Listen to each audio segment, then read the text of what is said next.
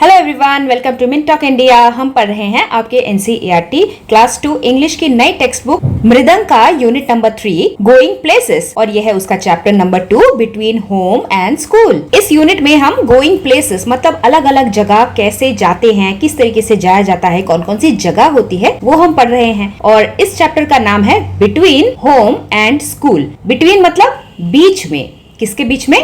Home हमारे घर और हमारे स्कूल के बीच में हम क्या क्या देखते हैं और इन सब चीजों को देख के हम कितने मजे करते हैं। इस चैप्टर में हम ऐसे ही दो बच्चों के बारे में पढ़ने वाले हैं। तो सबसे पहले आप अपने बारे में बताइए कि आप अपने घर से अपने स्कूल तक कैसे जाते हैं। तो बहुत सारे बच्चे बोलेंगे मैम हम तो स्कूल के बस में ही जाते हैं। कुछ बच्चे बोलेंगे कि मैम मेरे पापा मुझे छोड़ते हैं, I go to school by my father's car. कुछ बच्चे बोलेंगे मेरे पापा मुझे अपनी बाइक में छोड़ते हैं। कुछ बच्चे वैन में जाते हैं। अब इन्हीं में से बहुत सारे बच्चे बोलेंगे मैम हमारा स्कूल तो एकदम हमारे घर के पास ही है, तो मुझे किसी गाड़ी में जाने की जरूरत नहीं पड़ती, हम पैदल पैदल जाते हैं। I go to school on foot मतलब मैं अपने पैरों पे चल के स्कूल पहुंचता हूँ। अब जैसे हमने हमारे previous chapter come back soon में बहुत सारे अलग अलग मीन्स ऑफ ट्रांसपोर्ट पढ़े थे, मतलब हमें किस जगह जाना है, वो जगह कितनी दूर है, उसी से हम डिसाइड करते हैं कि हम वहाँ पे गाड़ी में जाएंगे या फिर पैदल जाएंगे। गाड़ी लेंगे तो कौन सी गाड़ी लेंगे? अगर हमारा घर के आसपास रास्ता ही रास्ता है तो हम लैंड व्हीकल्स लेंगे।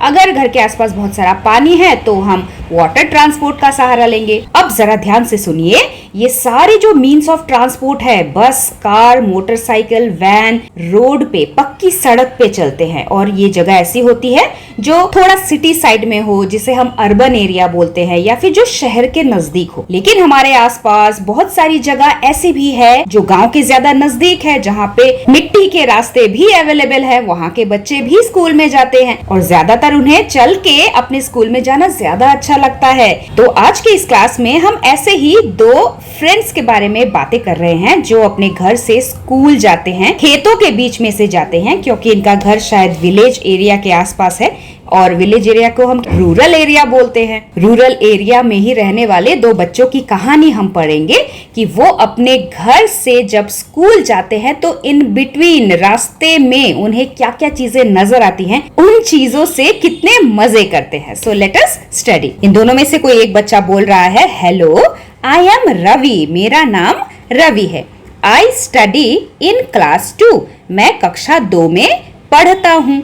माई फ्रेंड एंड आई, मेरा दोस्त, मतलब अगर ये रवि है तो ये है उसका दोस्त, go to school on foot, school जाते हैं हम दोनों हमारे पैरों पे चल के। वी पास, और हम गुजरते हैं, पास थ्रू, किसी चीज के बीच में से होकर जाना इज कॉल्ड पास थ्रू। हम गुजरते हैं किसके बीच में से? The paddy field, PADDY, paddy FIELD, field. Paddy मतलब धान और फील्ड मतलब खेत। ये यहाँ पे बहुत सारे छोटे छोटे पौधे उग रहे हैं। ये पौधे क्या हैं?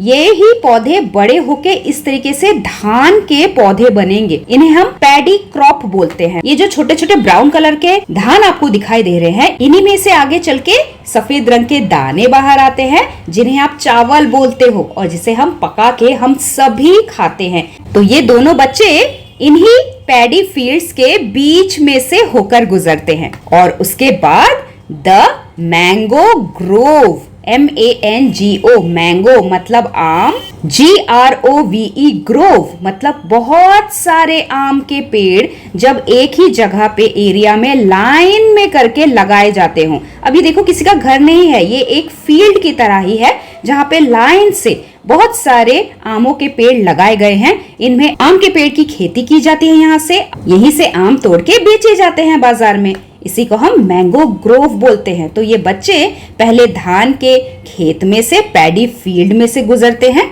और फिर मैंगो ग्रोव के बीच में से भी गुजरते हैं। एंड देन, और उसके बाद they reach the main road, वो पक्की सड़क पर पहुंच जाते हैं। मेन रोड मतलब एक ऐसा रास्ता जहाँ पे बहुत सारी गाड़ियां चलते हो, जो चौड़ा हो और ज्यादातर लोग वहीं से गुजरते हो। अभी तक वो जहाँ से गुजर रहे थे वो मिट्टी का रास्ता था, जहाँ से गाड़ियां उतनी आसानी से नहीं चल सकती, लेकिन पैदल वाले आसानी से चल सकते हैं। यहीं से होकर आगे गुजर के वो मेन रोड तक पहुंचते हैं।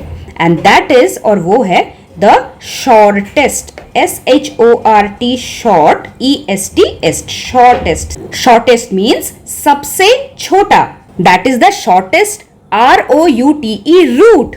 रूट मतलब एक जगह से दूसरी जगह जाने का रास्ता. अब मान लीजिए ये है आपका घर और ये है आपका स्कूल. हम चाहे तो ऐसे गोल घूम के जा सकते हैं, थोड़ा सा जिगजैग करके भी किसी रास्ते से जा सकते हैं, या फिर सबसे सीधे रास्ते से भी जा सकते हैं. तो जल्दी किस में पहुंचेंगे? सबसे छोटा रास्ता कौन सा है? ऑब्वियसली जो ये वाला एकदम सीधा है ना. तो दिस इज द शॉर्टेस्ट. तो इस रास्ते को हम शॉर्टेस्ट रूट बोलेंगे, जबकि जो बाकी रास्ते मैंने बनाए हैं वो लॉन्गेस्ट रूट होंगे. अच्छा, शॉर्टेस्ट जो शब्द है वो SHORT शॉर्ट शब्द से आया है. देखो, जब हम किसी दो चीजों को कंपेयर करते हैं, तुलना करते हैं, तब हम डिग्री ऑफ कंपैरिजन लगाते हैं. शॉर्ट का मतलब क्या है? कोई भी छोटी चीज. अब मैंने आपको एक रिबन का टुकड़ा काट के दे दिया तो आपको लगेगा ये तो बहुत ही छोटा है.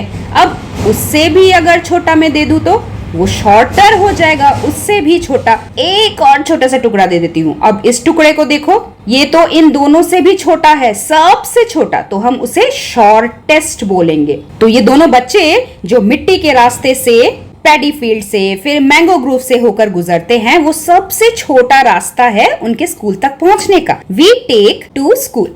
What fun. और इसी बीच हम कितने सारे मजे करते हैं. फन मतलब एंजॉयमेंट, मजे करते हैं. We have every day.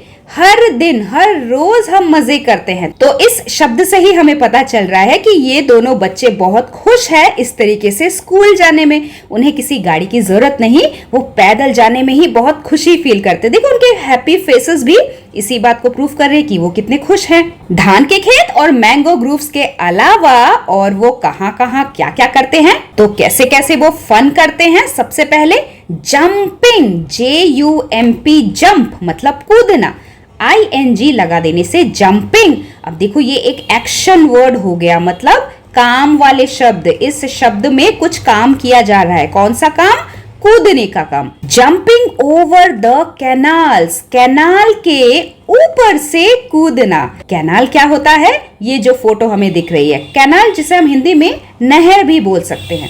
खेतों के बीच में से ऐसे चलने की जगह तो होती ही है, लेकिन यहाँ पे तो पौधे उग रहे हैं, इनको तो बहुत सारा पानी चाहिए. पानी कहाँ से आएगा दूर दूर तक? उतनी लंबी पाइप तो नहीं है और ना ही नल हर जगह मौजूद है ना.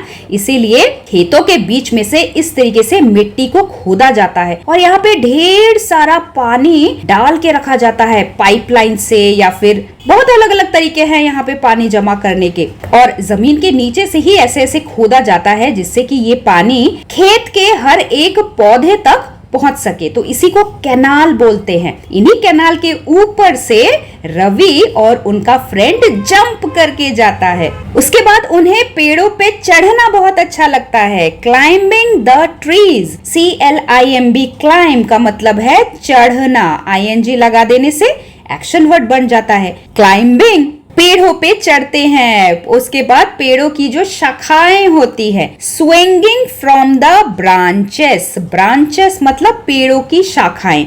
अब देखो BRANCH, ब्रांच मतलब एक शाखा. जब हम ES लगा देते हैं वो प्लूरल मतलब बहुत सारी शाखाएं. पेड़ों के इन्हीं शाखाओं पर वो झूलते हैं, स्विंग करते हैं. झूलने को हम SWING, स्विंग करना बोलते हैं. ये भी एक एक्शन वर्ड हो गया, इसीलिए इसके पीछे ING लगा है. और उसके बाद और वो क्या करते हैं? Watching the garden lizards, WATCH, watch मतलब देखना. ING लगा देने से वॉचिंग, ये भी एक डूइंग वर्ड है. देख रहे हैं. किसे देख रहे हैं? The garden lizard. घर के बाहर पेड़ों पे जो छिपकली होती है वो ये दोनों बच्चे उन्हें देखते हैं. अब देखो ये गार्डन लिजर्ड हमारे घर की छिपकली से थोड़ी अलग होती है, जोड़ी बड़ी साइज की होती है और ये पेड़ों पे रहती है. तो उन्हें देखना भी इन बच्चों को बहुत पसंद है. तो रवि और उसका फ्रेंड घर से लेकर जब स्कूल जाता है वो पैडी फील्ड में से गुजरते हैं, मतलब धान के खेत के बीच में से, आम के पेड़ों के बीच में से गुजरते हैं. कैनाल के ऊपर से जंप करते हैं, पेड़ों के ऊपर क्लाइंब करते हैं, चढ़ते हैं और फिर शाखाओं के ऊपर स्विंग करते हैं, झूलते हैं और लिजर्ड्स को भी देखते हैं।